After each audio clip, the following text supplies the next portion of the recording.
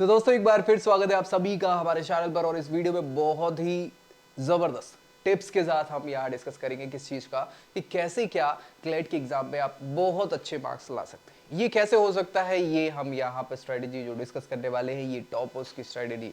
हाँ भैया, टॉपर्स कैसे मैनेज करते हैं, कैसे वो टॉपर्स बनते हैं, और ये चीजें अगर आप जान लोगे, समझ लोगे, वो टिप्स दिमाग में रखोगे, तो मुझे लगता है 1 दिसंबर को जो आपका क्लेट होने वाला है उसमें बहुत ही फायदा आपको होने वाला है इन सारी टिप्स से। तो ठीक है दोस्तों, में इसको शेयर कर दो, आगे तक वीडियो देखना है और चैनल सब्सक्राइब कर लेना है। साथ में अगर अपनी प्रोफाइल पे बेस्ट जानना चाहते हैं तो नीचे प्रोफाइल एनालिसिस फॉर्म फिल करना नहीं भूलना है। व्हाट्सएप पे चैनल है, उसको ज्वाइन कर लो ताकि वहां भी आपको रिलेटेड अपडेट्स मिलती रहे। नीचे लिंक उसकी भी दी हुई है। तो चलो, कैसे क्या टॉपर्स क्या ऐसा अलग कर देते हैं कि वो टॉपर हो जाते हैं, हम क्या गलत कर रहे हैं जो हम टॉप नहीं कर पाते, या चीजें हैं। तो टॉपर्स के माइंडसेट को समझना है और उसके लिए हम पूरी सारी चीजें एक एक करके यहाँ डिस्कस करने वाले हैं, जिससे आपको गारंटीड फायदा होगा, ये मैं कह रहा हूँ। ठीक है, तो चलो भैया, क्या क्या है इनके सीक्रेट्स वो हम देख लेते हैं। सबसे पहले क्या है हमारे पास, ये स्मार्ट स्टडी। कैसे क्या स्मार्ट से, आज के समय में क्या होता है कि भैया समय 24 घंटे सबके पास है, लेकिन पढ़ता कोई नहीं है। और पहले पापा जी दादाजी के जमाने में 15-15 घंटे लोग पढ़ते थे, आजकल कोई नहीं पढ़ता। फिर कैसे टॉपर टॉप कर जाते हैं, या वो व्यक्ति जो स्पेसिफिक है, तब जाके जब टॉप करेगा तब टॉपर वो बनेगा। तो क्या ऐसा वो कर रहे हैं, कुछ नहीं कर रहे हैं, वो जबरदस्ती का हार्ड वर्क नहीं कर रहे हैं, वो कर रहे हैं स्मार्ट स्टडी। स्मार्ट स्टडी कैसे होती है, क्या करना चाहिए, किस प्रकार से हम स्मार्ट स्टडी कर सकते हैं, उसकी बातों को हम यहाँ पे सबसे बड़ी चीज बता रहे हैं। देखो भैया क्या है, वो सबसे पहले क्या करते हैं, इंपॉर्टेंट टॉपिक्स जो है ना, जो भी इंपॉर्टेंट टॉपिक्स है उस पर फोकस करते हैं। आप क्या करते हो, आप पूरा का पूरा सिलेबस उठाओगे और फिर सिलेबस पे फोकस करना चालू करोगे। वो क्या करेंगे, वो स्पेशलाइज्ड सारा सिलेबस, उसमें टॉपिक्स, और उसमें भी प्रायोरिटी सेलेक्ट करते हैं कि भैया ये इसका वेटेज ज्यादा है, जिस पे हमें कोशिश करनी है कि वो मार्क्स उसके गलत ना हो। सच्चाई समझ लेना भैया, है ना, कि आपको क्या करना पड़ेगा, प्रायोरिटाइज करना पड़ेगा कि आपके जो ज्यादा वेटेज वाले टॉपिक है उनको हमें सबसे पहले सॉल्व करना है, या उस पर ज्यादा फोकस करना है, कहां कमी है उसको रिजॉल्व करना है। ठीक है भैया, साथ ही साथ यहां पे उनका क्या है, बैलेंसिंग अप्रोच। किस चीज का बैलेंसिंग अप्रोच, कि यार हमारे पास सबके पास टाइम तो उतना ही है, पेपर में दिन में भी 24 घंटे हैं, और एग्जाम में जब हम बैठेंगे, जब एग्जाम देंगे, तो आपके पास, बाकी जो टॉप करने वाला उसके पास, या सारे बच्चों के पास सेम टाइम है। अब हमें कैसे अपनी ये स्ट्रेटेजी अपनाएं कि हम क्या कर पाए, बैलेंस कर पाए बाकी चीजों। तो याद रखिए भाई, याद क्या रखना है कि हमें एक्यूरेसी और स्पीड दोनों को मेंटेन करना है, बैलेंस आउट करना है। कैसे कर सकते हैं उसके लिए मैं बता देता हूं, कैसे क्या कर सकते हैं। सबसे पहली चीज आप देखो, यहां पे आपको क्या करना है, एक्यूरेसी, है ना, और दूसरी चीज किसको, स्पीड को। ठीक है, इन दोनों को मेंटेन करना है। अब कैसे कर सकते हैं एक्यूरेसी के लिए, तो आपको सबसे पहले ये देखना है कि आपके पास जो क्वेश्चन है उसके जो ऑप्शन है ना, 1 2 3 4, और डिपेंड करता है 5 कुछ कुछ में। ठीक है, तो अब इसमें आपको क्या करना है कि आपको सबसे पहले तो एलिमिनेट करो ना चीजों को भाई। जो आपको लग रहा है कि यार ये क्वेश्चन सीधा देखते बन रहा है, तो उसको टिक करो।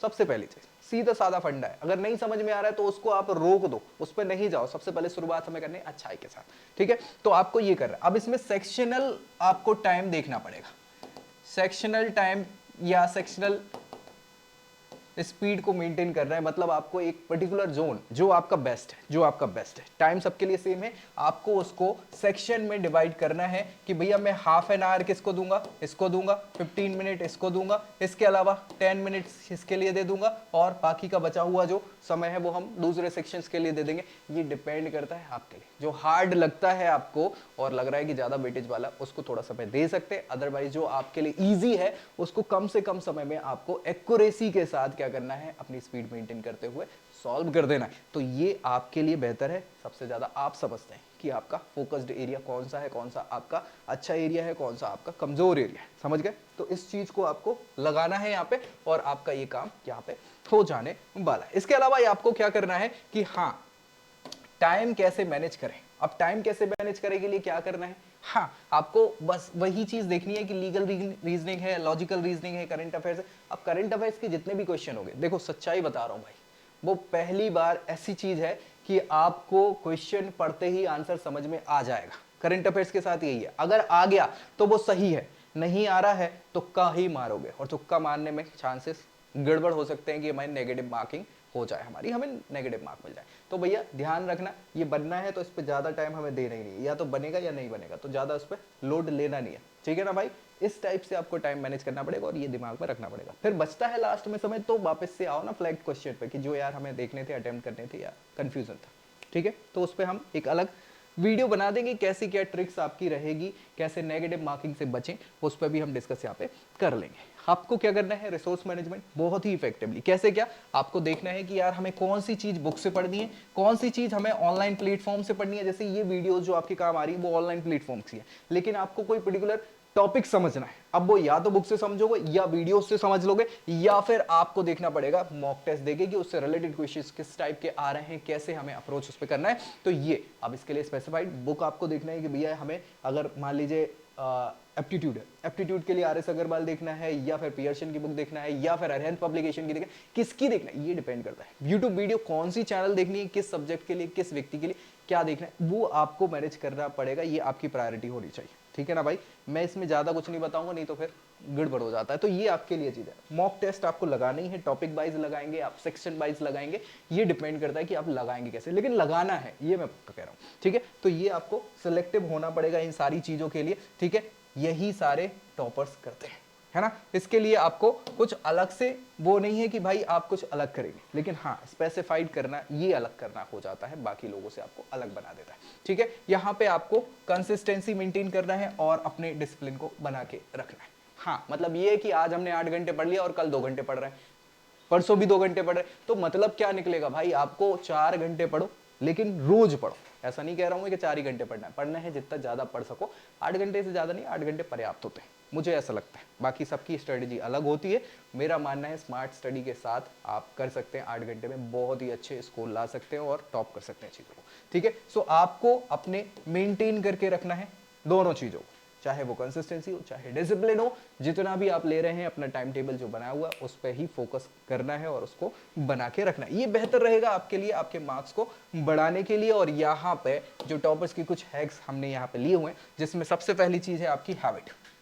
आपकी क्या यूनिक हैबिट है भाई, आप पढ़ रहे हैं, पढ़ते समय कैसे फ्लैश नोट्स बनाते हैं, क्या करते हैं कि आपको वो चीजें याद रहें, तो वो आपकी एक खुद की यूनिक हैबिट होनी चाहिए। टॉपर्स के साथ यही होता है। कुछ रिवर्स इंजीनियरिंग पे फोकस करते हैं। रिवर्स इंजीनियरिंग मतलब कैसे कि हमने देखा कि यार क्वेश्चन ये है और उसका आंसर ही आ रहा है, तो उल्टा जाओ, ए टू जेड की जगह जेड टू ए पे फोकस करते हैं, ताकि रिवर्स मैकेनिज्म से उसका हमें पूरा समझ में आ जाए कि यार वो मैकेनिज्म क्या है, कैसे वो आंसर आ रहा है, उसके पीछे की क्या कैसी स्टेप बाय स्टेप प्रोसीजर है, तो उस चीज पे फोकस करना है। रिवर्स मैकेनिज्म में एक एक चीज आपको क्लियर हो जाती है। तो डिपेंड करता है आपके लिए, सबके लिए अलग स्ट्रेटेजी होती है, आपको भी वही बनाना है, यूनिक होनी चाहिए आपकी, ठीक है। कुछ कुछ बच्चों की अलग अलग टिप्स होती हैं, ट्रिक्स होती है, जिससे उन्हें चीजें याद रहती है, ठीक है। इसके अलावा अगर हम बात करें किसी एग्जाम्पल के हिसाब से, तो मॉक्स वगैरह में आपको क्या करना है, लास्ट ईयर के पेपर्स आपको देखना है, उसमें आपके सेक्शंस आपको पता है, और सेक्शंस के साथ ये पता है कि यार इस पर्टिकुलर टॉपिक से क्या हो रहा है कि एक दो क्वेश्चंस बन ही रहे हैं। अब ये क्वेश्चन अगर बहुत टफ है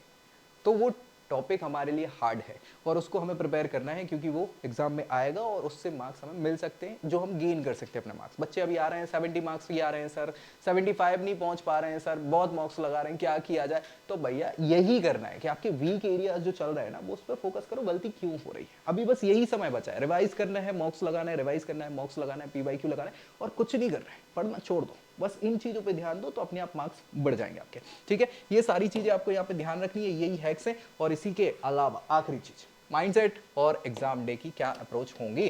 तो आपका माइंडसेट क्या होना चाहिए, हाँ सबसे पहली चीज तो आपको काम रहना है, क्योंकि बच्चे बहुत ज्यादा स्ट्रेस पे हैं, मेंटल हेल्थ के इशू चल रहे हैं बच्चों को, तो ये नहीं, काम रहिए, काम के साथ साथ यहाँ पे आपको स्ट्रेस मैनेज करना पड़ेगा। अभी तो करना ही है, एग्जाम में करना है, क्योंकि होगा ये कि आपका गलत सेक्शन आपने खोल लिया मान लीजिए, और क्वेश्चन पहला ही गलत हो गया आपसे, तो कई बार होता है कि बाकी के क्वेश्चन अपने आप गलत होना चालू हो जाते हैं, दिमाग खराब कर लिया आपने। तो भैया स्टार्ट बस से करें, जो सबसे सिंपल लगे, सबसे बढ़िया पहला क्वेश्चन सही हो जाए, और अपने आप आपका कॉन्फिडेंस बूस्ट होता है और इससे फायदा आपको मिलेगा, जो बाकी क्वेश्चन में भी आपको फायदा देगा। तो भैया काम रहना है, साथ ही साथ स्ट्रेस को मैनेज करना है, साथ में यहाँ पे आपकी खुद की पर्सनल स्ट्रेटेजी हो तो मुझे लगता है बेहतर है। आपको अलग अलग ऑप्शंस मिल जाएंगे, मैंने भी बहुत सारी स्ट्रेटेजीज की बात करी हुई है, लेकिन आपकी खुद की स्ट्रेटेजी बनाओ, वो कॉपीएबल ना हो, ताकि आपको उसका ज़्यादा फायदा हो। और कौन सा सेक्शन पहले करना है, कौन सी ट्रिक्स होनी चाहिए, क्या होना चाहिए, ये आपका अभी तक मुझे लगता है बन गया होगा। नहीं बना है तो बताइए, तो हम उस पर भी आपको वीडियो दे देंगे ताकि आप अपने लिए पहले से प्रिपेयर हो पाए। तो ये सारी चीज़ों के साथ मुझे लगता है कि आप बेस्ट स्कोर यहाँ पे कर पाएंगे